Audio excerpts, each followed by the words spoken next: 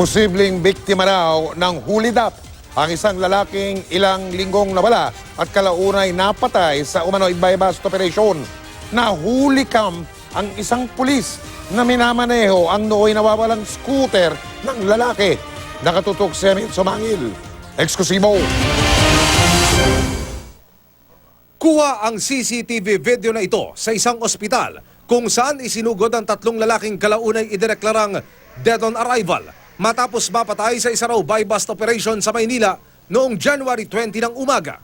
Makikita ang mga nakasibilyang pulis na naglunsad ng buy-bust operation. Sila ang nagsugod sa ospital sa mga nasawi sakay ng dalawang tricycle. Kabilang dito ang 21 anyos na si John Jezreel David na may multiple gunshot wounds. Nang mapanood ng ama't ina ni John Jezreel ang video, nakita nila ang scooter ng anak gamit ng isa sa mga pulis. Siguro po, napagdisigdahan nila dahil bago ho yung motor niyan.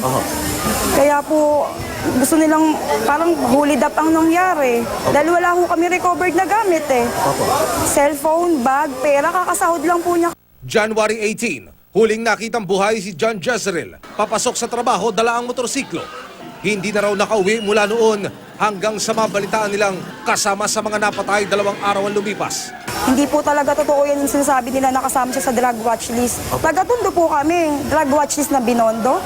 Pwede po ba mangyari yun? Ang scooter ni John Jezreel nawawala rin. Nakitang abandonado January 24 sa Tondo. Kahit sino na lang patayin nila, okay lang. Kahit hindi naman talaga sangkot sa drugs, okay lang. Para lang may ma-report sila o ano man.